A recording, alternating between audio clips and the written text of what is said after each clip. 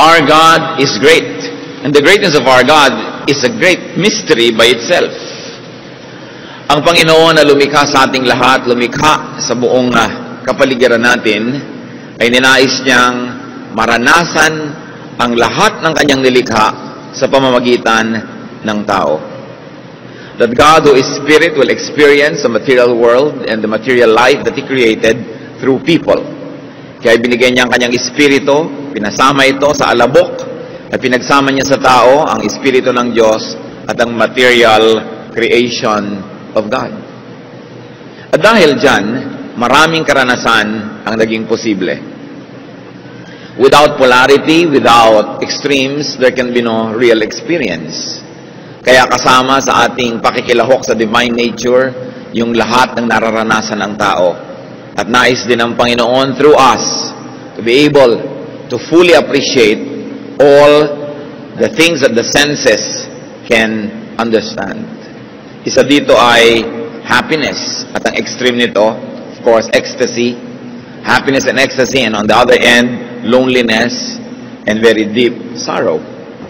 Bagamat pinapayagan ng Diyos na tayo makaranas sa mga lungkot, ito'y para lang lalo nating ma-appreciate ang saya so that we can have a reference point. Pinapayagan ng Diyos na makaranas tayo ng panghihina para lalo nating maipagdiwang ang kalakasan. Nakakaranas tayo ng karukhaan at kahirapan para maipagpasalamat natin ang kariwasaan. Subalit ang pagpaparanas ng mga hirap, lungkot, dusa, dapat para lang tayo magkaroon ng reference point. Hindi para tayo dun mamalagi, dun magtira at masira tayo ng mga ganong mga karanasan. Sa kabila ng magandang intensyon ng Panginoon para sa atin, marami pa rin ang dahil sa ating mga sariling kahinaan, kumisan dahil sa kasalanan o pagkalito, kumisan dahil sa kakulangan ng pag-unawa ng hiwaga ng Diyos, doon tayo nabubuhay sa kabilang extreme, sa lungkot, sa hirap, sa takot, samantalang dapat paminsan-minsan lang nating nararanasan para payamanin ang ating diwa. So loneliness and depression had almost become an epidemic. Napakaraming tao na mas malungkot kaysa masaya. Mas maraming araw ang nalulungkot kaysa nasasayahan, o kaya kung hindi man nalulungkot, at least hindi masaya. Sabi sa Panginoong Hesus sa John 10:10, I came that they may have life and have it abundantly. Have it to the full. Needless to repeat, and needless to say, all the negative so-called extremes of life are only there for us to appreciate the positive. Pero bakit maraming kalungkutan at maraming gusto pang magpakamatay? Sa ating pag-aaral ngayon ng buhay at kabanata ng buhay ng isang napakadakilang propeta, sisikapin nating unawain ang hiwaga ng kalungkutan. At sa pagsisikap nating unawain ito'y maaaring malutas natin ang mga pinagmumulan ng mga sarili nating lungkot o lungkot ng mga mahal natin sa buhay. Ama namin na Diyos ng kaligayahan, Diyos na mahiwaga at makapangyarihan, dalhin mo po kami sa iyong presensya. Buhayin mo ang Espiritu mo na nakatira sa aming katawan, at na kami makiisa sa iyong Espiritu. Turuan niyo po kami, buksan ang aming mga spiritual eyes and ears so we can be fed in a spiritual way. Forgive us our sins, cleanse us all our iniquities, O God. Make us whole, enable us to partake of your divine nature.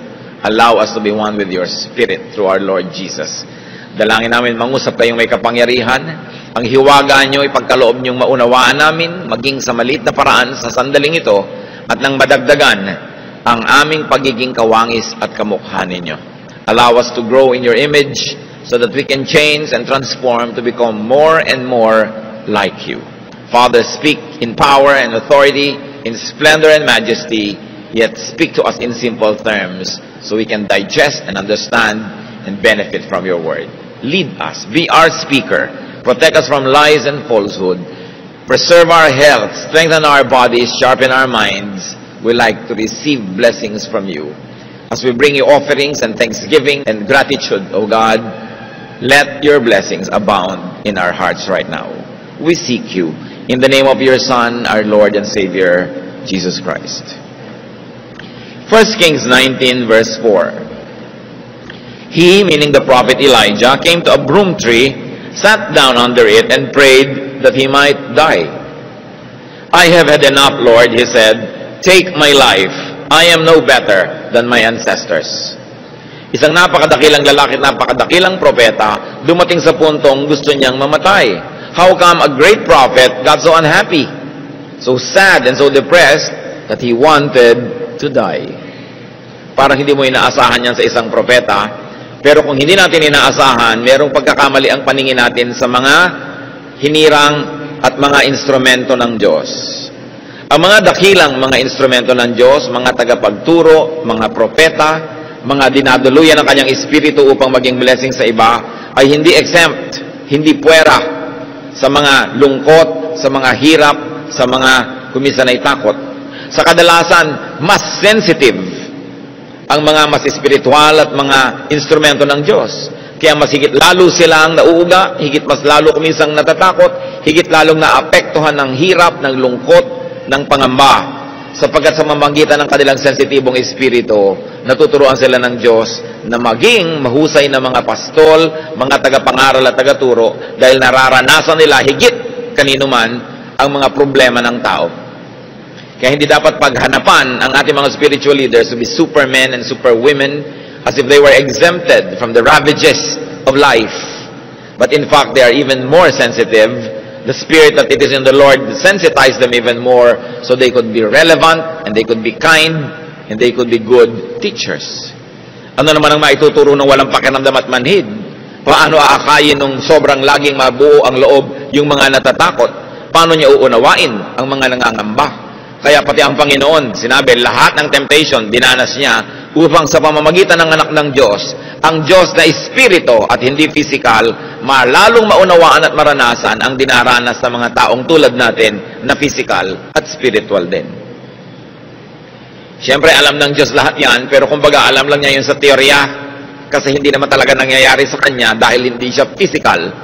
Kaya kinailangan ang Diyos sa Kanyang lalong pagpapahalaga at pag-ibig sa atin, ipinadala ang bahagi niya ang Kanyang anak na tinatawag natin upang saluhan tayo sa ating pagkalupa at pagkatao.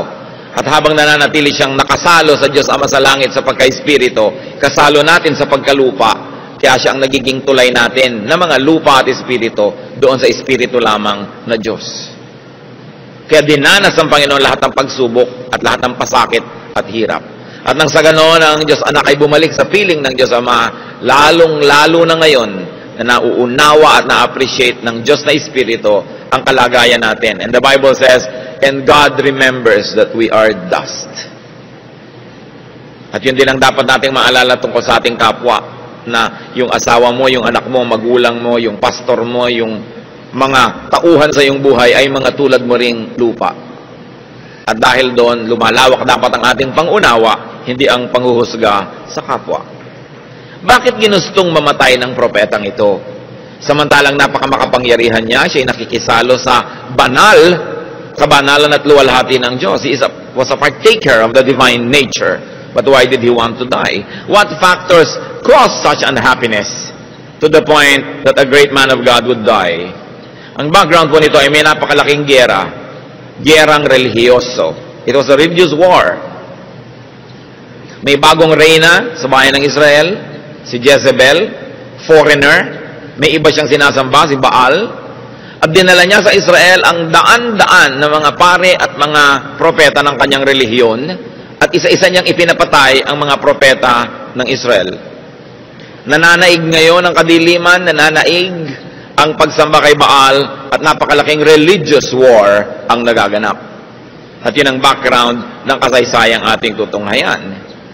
Noong humarap ang propeta sa hari na asawa ni Jezebel, kamping-kampi na ang hari sa kanyang asawa. At nabulag na siya sapagkat siya ay sumusuporta na sa bagong relihiyon na ito, sa pagan religion at sa pagsamba kay Baal. 1 Kings 18:16 to 19. King Ahab went to meet Elijah. When he saw Elijah, he said to him, "Is that you, you troubler of Israel?" Ikaw ba yan, panggulo ng bayan? Sabi ng hari. "I have not made trouble for Israel," Elijah replied. "But you and your father's family have.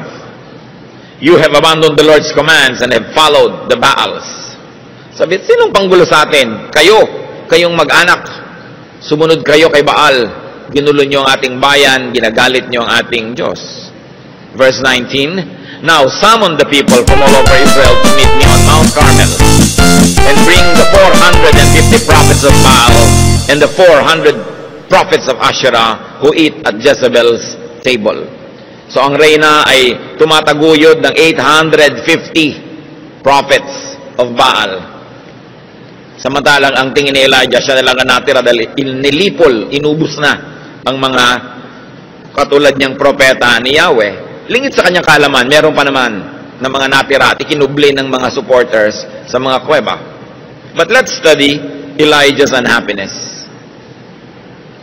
At sa pagtatangka nating unawain yun, ay mauunawaan din natin ang ating mga sarili at ang ating mga mahal sa buhay.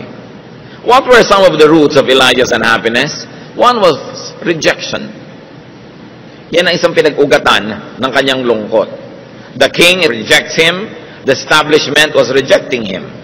At kuminsan, kahit alam mong kakampi ang Diyos, kakampi mo ang Diyos, may epekto pa rin sa iyo pagkagalit sa iyo ang tao at hindi ka kakampi. There was misunderstanding. He was being called a troublemaker. Isa yung malakas magpalungkot, yung hindi ka nauunawa. There was disconnection from the king, from the people, and from his fellow prophets. Wala siyang komunikasyon sa kanyang mga kapwa-propeta. Ang palagay niya ay siya nag-iisa na lang. And of course, there was disappointment. He was very disappointed with the king, who was supposed to be an instrument of God, but this time, this king was becoming the instrument of his wicked wife, Jezebel. And he also faced a very big opponent. 850 prophets ng kabilang partido. Nakakalungkot ang mga ganong bagay. San mo man tingnan. 1 Kings 18:20-21. So I have sent word throughout all Israel and assembled the prophets on Mount Carmel. Elijah went before the people and said, "How long will you waver between two opinions? If the Lord is God, follow him. But if Baal is God, follow him." But the people said nothing. Ang panukala nitong si Elijah, ipunin mo ang buong bayan, tawagin mo rin ang 850 prophets ng asawa mo, magkita-kita tayo sa bundok ng Carmel. Ito isang banal na lugar kung saan napakaraming himalaang naganap at ngayon magkakaroon ng malaking showdown. Magkakaroon ng paligsahan. At inipon nga ng hari ang mga tao. At sabi nitong propeta, ano ba kayo? Parang wala kayong pagkakakilala sa ating Diyos. Kung si Yahweh ay Diyos, kung ating Panginoon Diyos ay Diyos, siya ang sambahin nyo.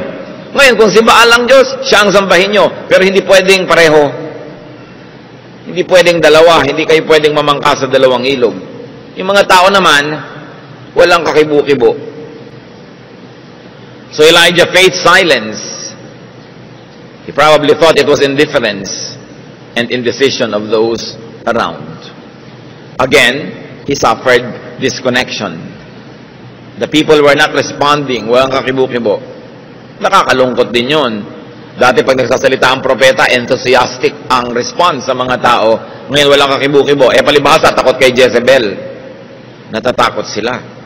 1 Kings 18:22-24. Then Elijah said to them, "I am the only one of the Lord's prophets left, but Baal has 450 prophets." Of course, malalaman natin later na hindi naman pala precise yung akala na yon ni Elijah. Prophets are not all-knowing. They can also have some details taken wrongly. Diyos lang ang perfect, not even the prophets, not even the apostles, not even those who were close to Jesus. Kaya kumisan may sinasabi sila, may itinuturo sila, susuriin mo rin, kasi Diyos lang hindi nagkakamali. Kahit mga propeta, pwedeng may mali. Sunod ka pala ng sunod dahil propeta yon, mali pala. Kaya dapat alam mo lahat, or karamihan ng katuruan para malaman mo kung alin yung, ay mali ito, hindi naman talaga siya nag-iisa, may daan-daan pa na nagtatago sa kuweba. But meanwhile, we are analyzing what made him so sad. And one of that was he thought he was alone. Rightly or wrongly, he thought he was alone. Verse 23, "Get 2 bulls for us. Let them choose one for themselves, and let them cut it into pieces and put it on the wood, but not set fire to it. I will prepare the other bull and put it on the wood, but not set fire to it." So ano ngayon ang gagawin nila? Magkakaroon sila ng paghahandog, ng offering. At ang offering nila ay mga bulls. mga malalaking baka. At ang sabi nitong propeta, o mauna na kayo, total marami kayo, kumuha kayo ng 2 baka, isa sa inyo, isa sa akin. Katayin ninyo, pagputol-putulin nyo according to the requirement of the offering, kasi yun, susunugin dapat yun eh. Ipapatong yun sa kahoy, sisindihan yung kahoy, masusunog yun, offering. Sabi, mauna na kayong gumawa niyan. Pero ihanda nyo lang lahat, katayin nyo ang baka, putol-putulin, ipatong ninyo sa panggatong, pero huwag nyo sisindihan ang kahoy. Verse 24, then you call on the name of your God, and I will call on the name of the Lord. The God who answers by fire, He is God. Then all the people said, what you say is good. Sabi, o sige, itong hamon. Ihain ninyo yung inyong baka, tapos, huwag niyong sisindihan ng kahoy. Tumawag kayo sa Diyos nyo. Pag biglang may umapoy, galing sa kung saan, di Diyos nyo ay Diyos. Kung sinong Diyos ang sumagot, at maglalagay ng apoy dyan, nang hindi tayo ang naglalagay, then siya ang Diyos. At tuwan-tuwa naman ng mga tao, wow, magandang boxing ito. No? At ringside ang buong bayan, manonood sila. But up to that point, what was Elijah's social standing? It was that of aloneness. He was alone. Parang siya lang laban sa buong bayan, laban sa daan-daang mga propeta nung kalaban, at laban sa hari at sa reyna. So there was a disconnection, and a showdown was about to happen. Talagang suspenseful ang event na ito. So, naghanda sila. 1 Kings 18, 25 to 29. Elijah said to the prophets of Baal, choose one of the bulls and prepare it first. Sige, mauna na kayo, partida. Since there are so many of you. Call on the name of your God, but do not light the fire. So they took the bull given them and prepared it. Then they called on the name of Baal from morning till noon, and said, O Baal, answer us. They shouted. But there was no response. No one answered. And they danced around the altar they had made. So naagawa na nila. Umagang-umaga pa lang, nagsimula na to. Nagsasayaw na sila, nagtutugtog na sila, nagtatawag na sila kay Baal. Inabot na ng tanghaling tapat, uminit na lang at lahat. Wala pang nangyayari. Verse 27, At noon, Elijah began to taunt them. Shout louder, he said. Surely he is a God. Perhaps he's in deep sleep, or in deep thought, or busy, or traveling. Maybe he's sleeping and must be awakened. So they shouted louder and slashed themselves with swords and spears, as was their custom, until their blood flowed. Sabi ni Elijah, oh, lakasan niyo pa! Baka tulog! Baka nagbabiyahe! Baka pagod! Sige pa, lakasan pa! Lalo namang nilakasan nga nitong mga sumasayaw. Hanggang hiniwa-hiwa nila ang kanilang sarili para lumabas ang dugo nila na paraan nila sa pagtawag ng atensyon ng Diyos nila. Dahil pinaniniwalaan nila na gusto ng Diyos silang nakakaamoy ng sariwang dugo. So, tigmak na sila ng dugo at nabasa na yung lupa. Wala pa. Verse 29, midday passed, and they continued their frantic prophesying until the time for the evening sacrifice. Maghapon na to. Didilim na, oras na para sa tunay na oras ng pagbibigay ng mga handog sa Diyos ng Israel. But there was no response, no one answered, no one paid attention. Anong nararanasan dito ni Elijah? He experienced strife. Siyempre may contest. And there was grave intensity. And at this point, he could have already been experiencing fatigue. Maghapon na yan, magdamag pang nakaraan nung kahapon, so pagod na siya, may contest, lahat yan nakaka-contribute sa naging kalagayan niya na sobrang kalungkutan later. 1 Kings 18, 30 to 35. Then Elijah said to all the people, come here to me. They came to him, and he repaired the altar of the Lord, which was in ruins. Doon niya niyaya ang mga ito, sapagkat nando sa Mount Carmel, yung dambana ng Diyos, nagiba-giba na, nilulumot na, guho-guho, dahil matagal nang walang nag-o-offering, walang nagre-repair, walang nag-aayos. Elijah took 12 stones, one for each of the tribes descended from Jacob, to whom the word of the Lord had come, saying, Your name shall be Israel. With the stones he built an altar in the name of the Lord, and he dug a trench around it, large enough to hold 2 seahs of seed. He arranged the wood, cut the bull into pieces, and laid it on the wood. Then he said to them, Fill 4 large jars with water, and put it on the offering and on the wood. Do it again, he said, and they did it again. Do it a 3rd time, he ordered, and they did it a 3rd time. The water ran down around the altar and even filled the trench. It's very cinematic. Very dramatic.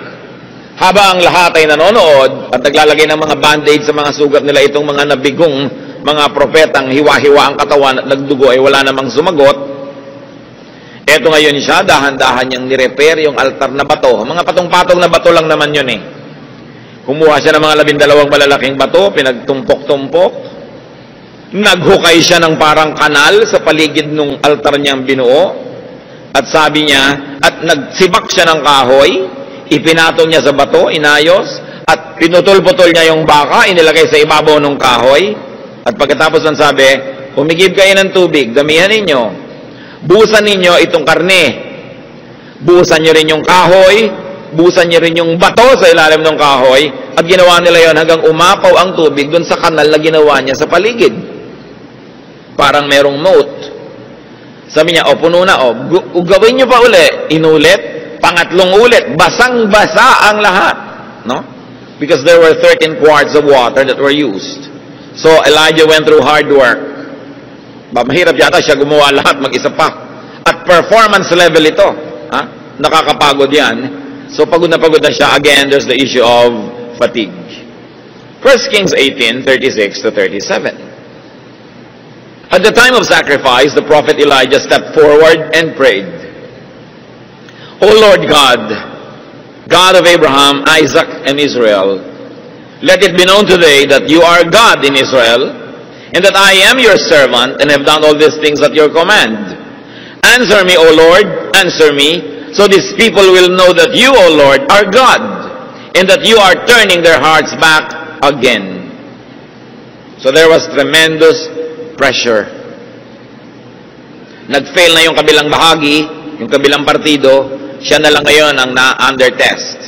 At sinabi niya, Lord, tayong dalawa ang under pressure here, tayong dalawa ang nakasalang para subukan. Patunayan mo sa kanila kung sino ka na ikaw ang Diyos ng Israel, at patunayan mo rin sa kanilang ako talaga ang hinirang mo, at hindi itong 850 na ito na kinakatakutan ngayon at sinusunod ng mga tao. So there was tremendous pressure.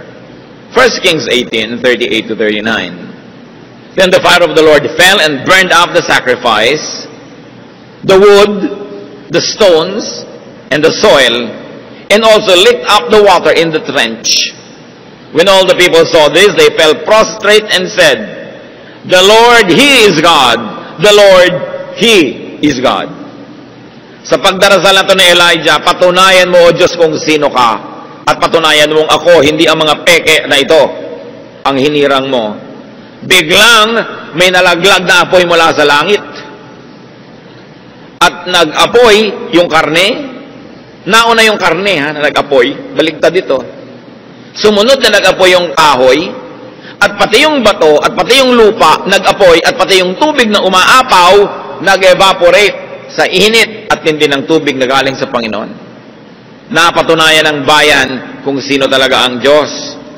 So, silang lahat ay sabi, totoo nga, ang Diyos natin ang Diyos, siya ang dapat sambahin.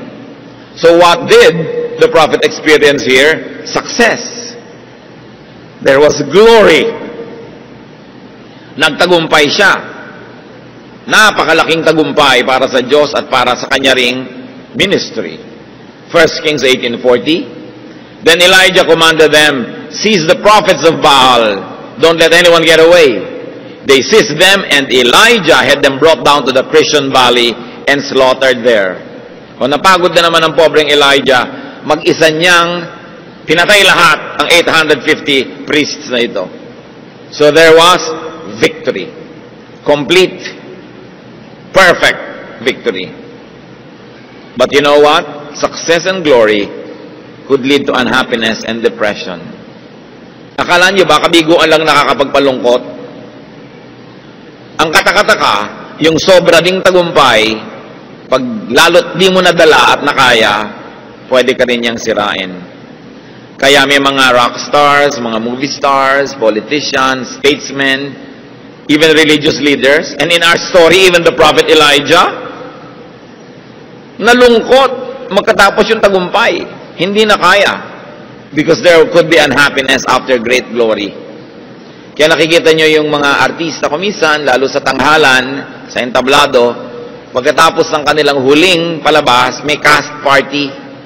Kasi gising na gising pa yung electricity ng body nila sa palakpak, sa tagumpay, mahirap itulog yun.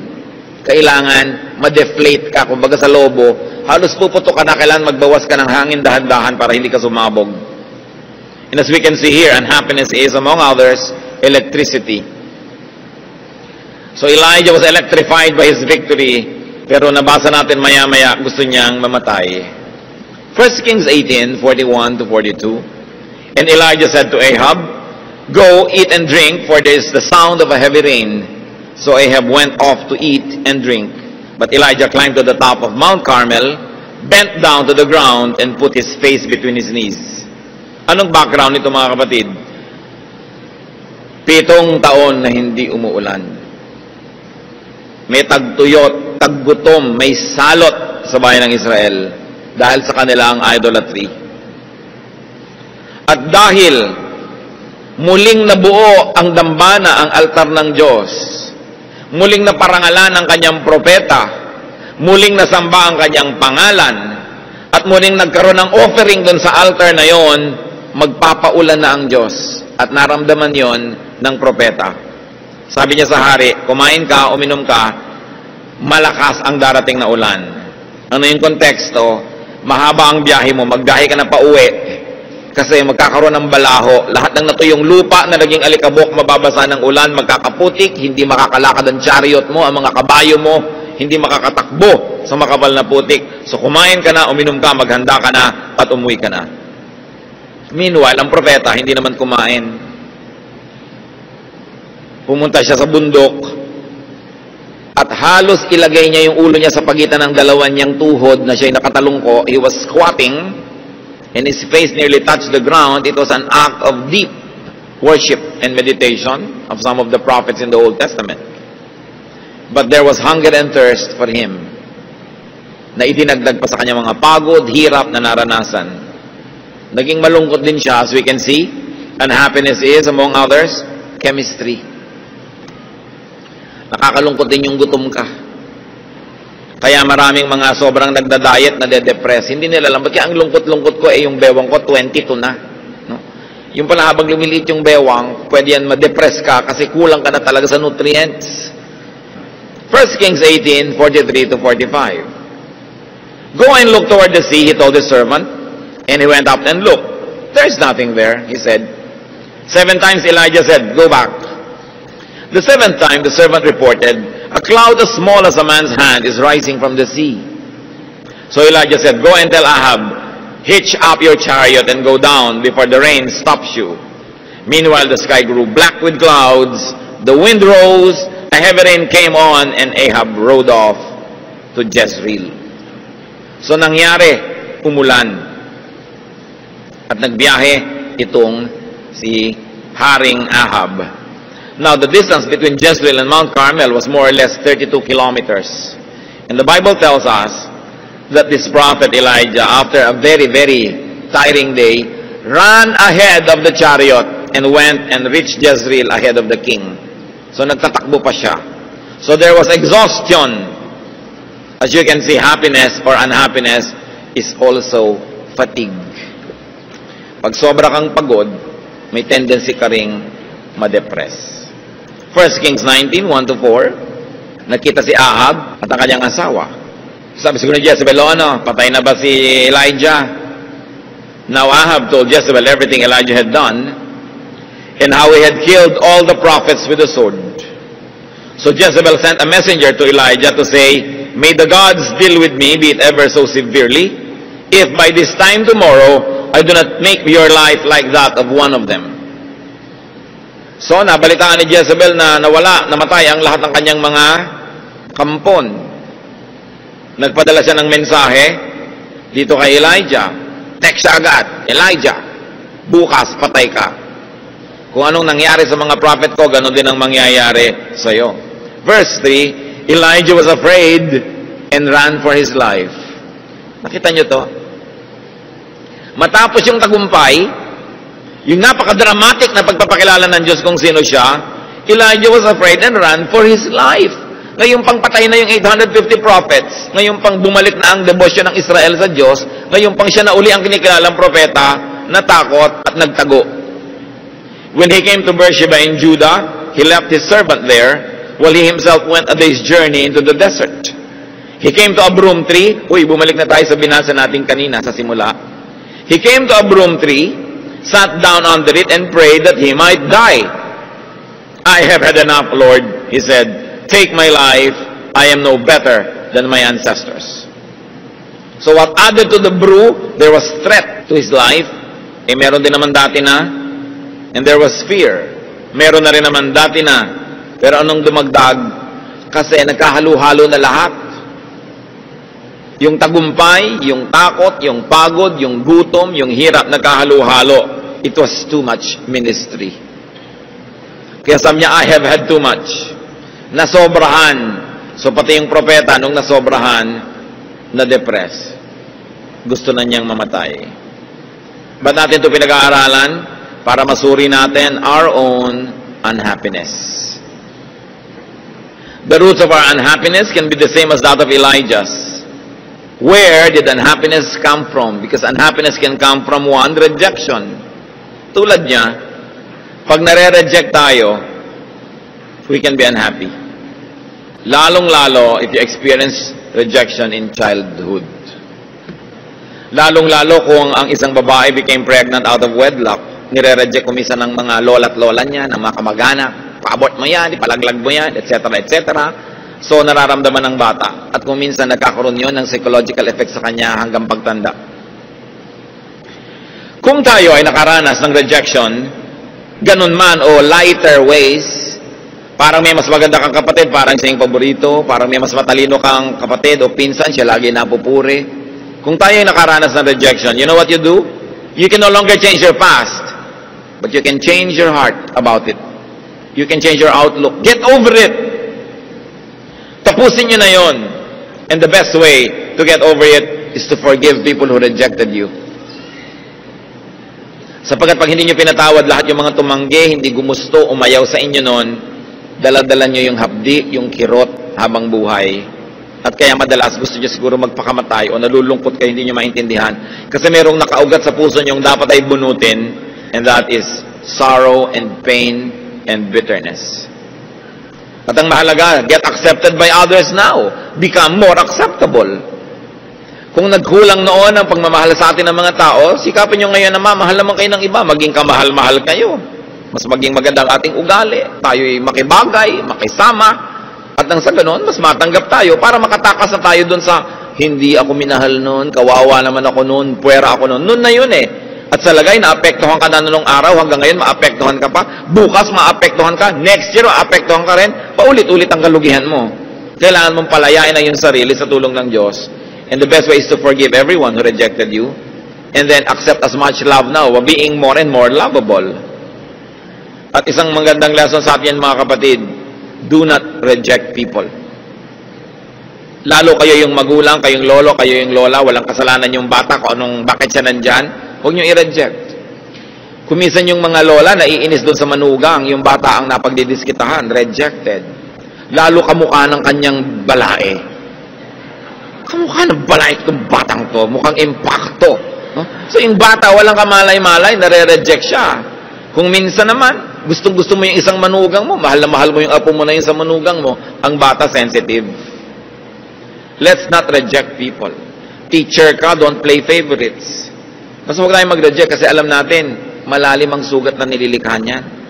So as much as we would like to be free from the bitterness of being rejected, let's also set people free from being rejected. Yun ang lesson. na matututunan natin dito. Para hindi iibigin ninyo o nino man na magpakamatay o mamatay dahil sobrang malungkot. And of course, there was disappointment on the part of Elijah about the king and the nation. Para hindi ka laging ma-disappoint, don't expect too much. Don't expect too much. At tayo naman, tulungan natin ating kapwa that they don't get disappointed with us. Do what you must. Perform your duty. Do your best so people don't get disappointed in us. And what's very important is to avoid disconnection. Get connected. Allow others to connect with you. Be accessible. And you also reach out to others. Talagang totoong nilikha tayo ng Diyos na ang kaligayahan natin ay sa piling ng kapwa din natin tao at sa piling ng Diyos. Kaya hayaan natin magkaroon tayo ng connection. Another unhappiness of Elijah could have come from aloneness. So what do we learn? Have a healthy balance of solitude and company. One of life's greatest pleasures is good company. Napakayaman mo, kapatid, kung meron kang kaibigan, kamag-anak, pinsan, kapatid, whatever, na masarap kasama. Kayamanan yun. At lalo namang napakainam na ikaw ay maging dagdag na yaman sa kapwa dahil masarap kang kasama. Pero kung ikaw ay judgmental, pintasera, lagi na lang may reklamo, mahirap kang kasama, dinedepress mo ang iyong kapwa nun. And at the same time, madedepress ka rin. What about strife and fatigue? We have to learn to have peaceful relaxation and peaceful coexistence with people. Na hindi tayo nakikigera lagi. Choose your battles para hindi ka laging maraming kaaway, kagalit. Nakaka-stress yan. At kumisan, pag nagkasama-sama lahat, gusto mo na rin mawala sa mundong ibabaw. Pressure also added to his unhappiness.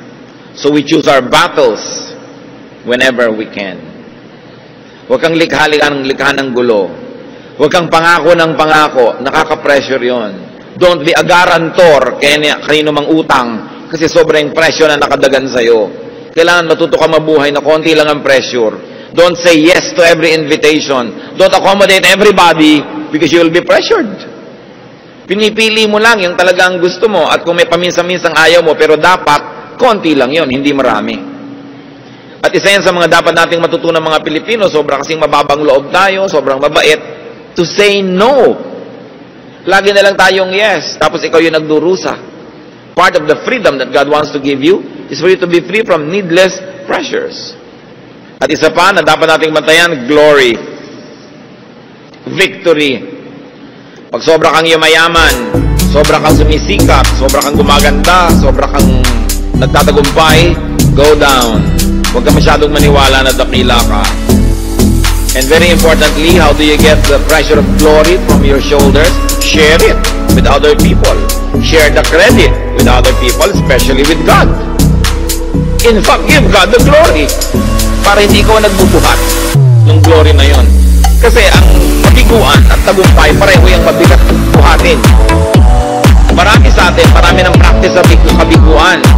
Kasi mas maraming kabiguan kaysa tagumpay. Kaya pag nabibigo ka, nalulungkot ka lang pero hindi ka natutumba. Pero marami ang hindi nadadala, hindi nakakaya yung tagumpay. Doon sila nasisira. Kaya kung minsan ang hinihiling mong tagumpay sa Diyos, pag hindi niya binigay, pasalamat ka rin. Kasi alam niya yung load limit mo. Wawasakin ka lang ng sobrang tagumpay. Kaya ang ibibigay lang sa iyo, kaya mong halin. Even God's no answer is a blessing. Dahil alam niya ang ating kapasidad. What about his hunger and thirst? So alam na natin yung solusyon. Eat and drink properly. It's not enough to just eat or drink properly. Yung tama sa'yo. Yung mga mas sobrang maingat na sa katawan, kinoconsider pa nila yung kanilang blood type. Hinahanap nila pa yung bagay sa blood type nila na pagkain. Body type nila. Yung kanilang lifestyle, binabagay nila. Hindi naman yung diet, halimbawa ni Jane Fonda, bagay sa'yo eh. Hindi ka naman si Jane Fonda. Diba? Ikaw si Jane Fonda.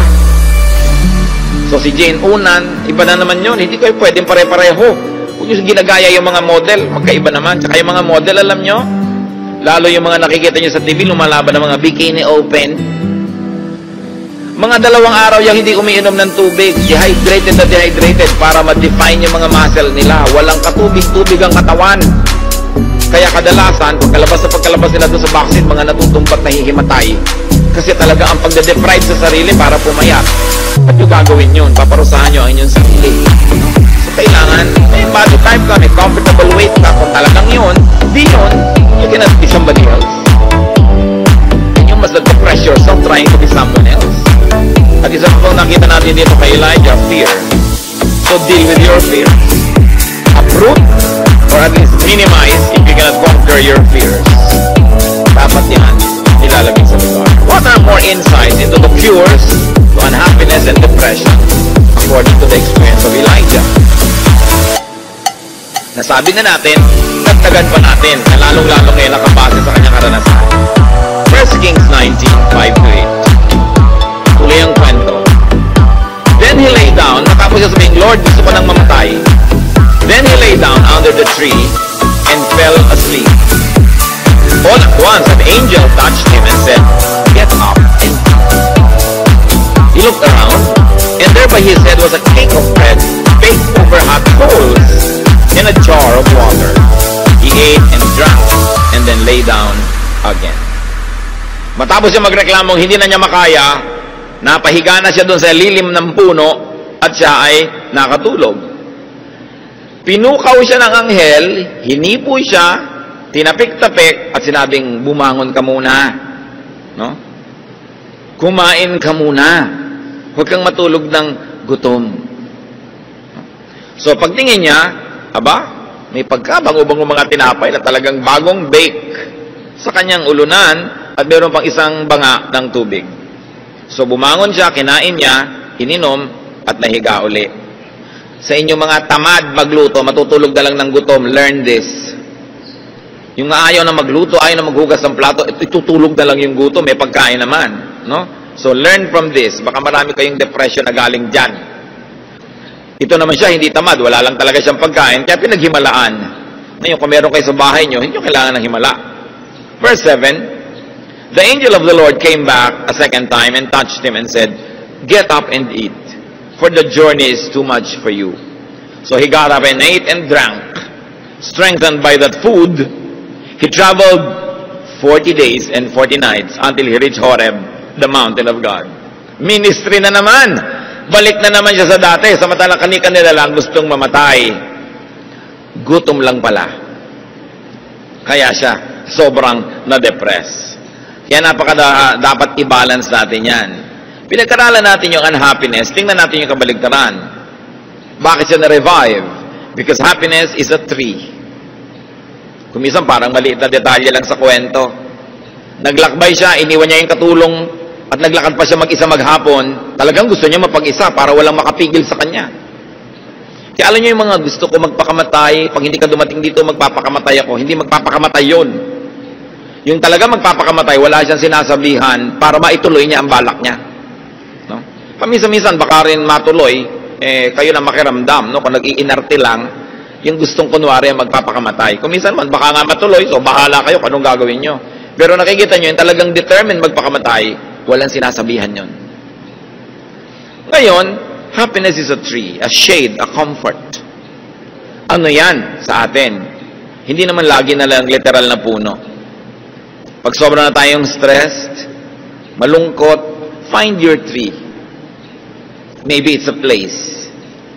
Maybe it's a condition. Maybe it's a vacation. Maybe it's a spa. No? Or a barber shop. Or shopping. Kung ano man yung tree. Nagbigay sa kanya yun ang ginhawa. No? And we should find trees in our lives. Sa katunayan, ang best tree, syempre, tao. Proverbs 17:17, a friend loves at all times, and a brother is born for adversity. Tiyakin nyo naman na kung marami kayong ipinupundar sa buhay, at least makapagpundar kayo ng mga kaibigan na talagang kapalagayang loob, nauunawa nyo at inuunawa kayo, yung pwede kanyang gisingin sa madaling araw at pwede mo rin siyang gisingin, pwede mo siyang abalahin at pwede ka rin niyang abalahin, tiyakin yung meron kayong ganun sa buhay. Kasi isang malaking kayamanan ang may ganun sa buhay. Job 6:14, the despairing man should have the devotion of his friends. Kasi si Job, nagdurusa, sabi ng mga kaibigan niya, siguro may kasalanan ka. Sabi niya, may kasalanan ako't wala, may atraso ako sa Diyos at wala, dahil nagdurusa ako, dapat kaibigan ko kayo. Unawain niyo ako, huwag niyo ako i-judge sa panahon na ito. Sabi niya, ang kailangan ko, yung devotion niyo, hindi yung judgment. So kung meron tayong mga non-judgmental friends, at lagi nating binabaliktad yan mga kapatid, gusto nating may kaibigan, magbigay din tayo ng friendship. Gusto nating may dumuunawa sa atin, magbigay din tayo ng pangunawa. Do to others as you would have them do to you, sabi ng Panginoong Yesus. Ang Diyos, 2 Corinthians 7:6, God comforts the downcast. So napakasarap na sa Diyos kasi silong. Pero siyempre, maganda yung relasyon mo sa Kanya. Wala kang agam-agam, close kayo ng Diyos. Happiness is also rest and sleep. Nakita nyo na iba siya nung nakatulog. Ang bait nga ng Panginoon, Exodus 34:21, 6 days you shall labor, but on the 7th day you shall rest. Even during the plowing season and harvest, you must rest.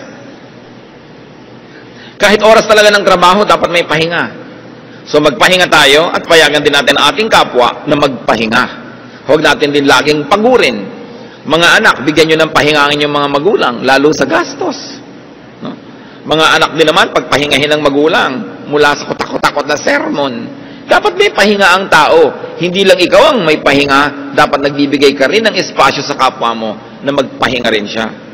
Kung meron kayong mga staff sa bahay, abay bigyan nyo naman ng espasyo kung saan sila matutulog. At kung talagang wala kayong espasyo, pero yung mga staff kayo sa bahay at natutulog sila sa sala, pag orasan ng tulog nila, huwag na kayo magpakalat-kalat sa sala. Huwag na kayo doon manood ng TV, magbasa at kung ano-ano, dahil kailan pa sila matutulog. So binibigyan nyo ng pahinga. At yung turo na yan, lalo kung may kapangyarihan tayo over other people, we should exercise the prerogatives of God and give people rest. Mark 6:31, then because so many people were coming and going that they did not even have a chance to eat, He said to them, come with me by yourselves to a quiet place and get some rest. Ang Panginoong Jesus, napansin niya na yung mga disipulo niya ay sobrang pagod na sa dami na nagpapagamot, nagpapapray, nagpapakounsel. Sabi niya, teka, time out, iwan natin lahat yung pasyente, rest muna tayo, retreat muna tayo. Nakita niyo yung pag-ibig ng Diyos, hindi lang niya mahal yung mga tao, mahal din niya yung workers. So niya, magpahinga tayo, hayaan niyo na sila, hindi naman nauubos siyang may sakit at gutom, magpahinga muna tayo. At pag nakapagpahinga na kayo, tsaka itutuloy ang ministry. Jeremiah 31:26, my sleep had been pleasant to me. And Psalm 127:2 says that God grants sleep to those He loves. So do the same. Give people around you sleep. Husbands, pag hindi kayo umuwi sa oras, o kayo'y mga nasa fieldwork, malayo, hindi makatulog ang mga asawa ninyo, lalo meron kayong bad record. Okay? Patulugin ninyo mga asawa nyo, ibalik nyo yung kanyang tiwala, pahinga ng puso, hindi yung pag nakatalikod siya kung ano-anong mga himala ang nagaganap. Kaya tuloy, pag hindi kayo magkasama, hirap na hirap ang loob. Napakalaking pahirap yan sa mahal nyo sa buhay. Kung ang Diyos, pinapahinga tayo, dapat kayo, kung sino man yung mahal nyo sa buhay, mga anak, patulugin nyo yung mga magulang nyo. Hindi yung alauna na ng umaga, wala pa kayo. Minsan alana, hindi na lang alauna, talagang alana, hindi na umuwi. No? Maawa kayo sa nagmamahal sa inyo dahil nag-aalala. Hindi yung sasabihin, safe naman ako, I'm okay. Bakit ba pinoproblema mo yan? Ikaw, alam mong safe ka kasi nandun ka, kasama mo yung sarili mo. Yung hindi nakakakita sa'yo, nag-aalala. At alam nyo yung mga naghihimala, ayaw sumagot sa telepono, low bat. Low bat. Yung nawawala ka, low bat. No? Lagi na lang na walang signal. Mga ganyang mga issue. Sa Hong Kong nung araw, nung wala pang tunnel between Hong Kong and Kowloon, ang ginagawa ng mga husbands na naghihimala, nagpapakagabi sa office para maiwan sila ng last ferry. Kasi alam nila, pag kumros na yung ferry, wala nang last trip, doon na sila matutulog sa Hong Kong Island. So ano mangyayari? Lahat ng himala nagagawa na nila. Yung naghihimala, laging may dahilan yan para mawala. Pag paulit-ulit yung mga lobat na yan, yung mga kung ano-ano, bumenta na yung mga ganyang gimmick. Pero ang point natin, pag may asawa kayo, may pananagutan kayo, dapat ang ibigay nyo sa kanyang regalo, mapayapa, matahimik ang loob, hindi nag-aalala. Napakahalaga yung pananagutan natin sa isa't isa. So you grant sleep to those you love. Hindi yung sila ay napupuyat tayo isip. Proverbs 3:24, when you lie down, you will not be afraid. When you lie down, your sleep will be sweet. So give your loved ones sweet sleep by not making them worry about you. Also, we have seen in the story that happiness is connection. First of all, with people. 2 Timothy 1:4, I long to see you so that I may be filled with joy. Talaga ang ligaya natin, pinakamalakas nang gagaling sa kapwa natin, lalo't mga mahal natin sa buhay. Kaya mga kapatid, sobrang malaking tragedy ang policy ng ating pamahalaan to export people as overseas Filipino workers. Nakakatulong pansamantala. Naiibsan ang hirap pansamantala, pero ang social cost ng paghihiwalay. Yung pagkakalayo-layo, lalo nag-immigrate na forever, yung mga mahal mo sa buhay. Nagpapalaki ka ng anak, nagpapalaki ka ng mga pamangkin, mahal sa buhay, thinking makakasama mo hanggang ikailibing, yung pala hindi ganun ang mangyayari. Dahil sa hirap ng buhay, nagkakahiwa-hiwalay tayo. Kaya napakalaki ng pananagutan ng ating mga politiko na nagpapaandar ng gobyerno. Kailangan isa sa mga platform nila, hindi lang damihan ang market for overseas Filipino workers abroad. Dapat ibangon nila, palakasin ang ating bayan para hindi tayo kailangang maglayasang lahat. Dahil nagkakahiwa-hiwalay, malaking lungkot yon.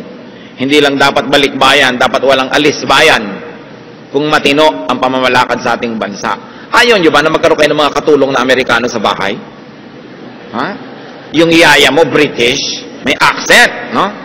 Ayaw mo ba na ang hardinero mo Hapon dahil gumagawa ng Japanese garden?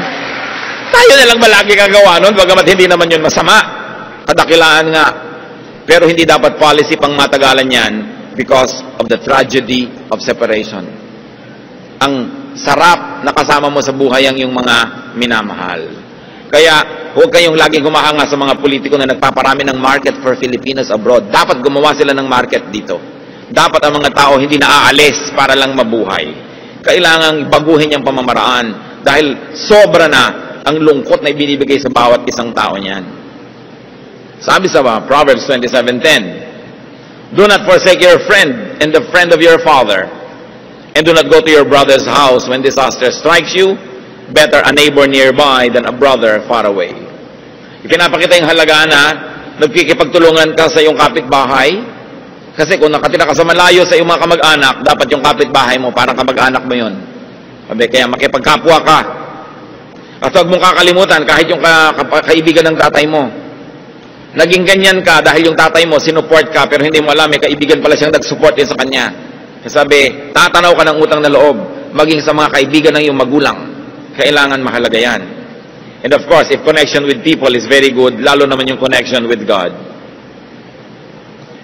Acts 17:26-28. God determined the time set for them and the exact places where they should live. God did this so that men would seek Him and perhaps reach out for Him and find Him. Though He is not far from each one of us, for in Him we live and move and have our being. So at the very least, huwag natin kakalimutan, nakatira ang Diyos sa atin, ang Espiritu ng Diyos ay nasa atin, hindi siya malayo because God lives in us. And what happened to Elijah? He received an angelic touch.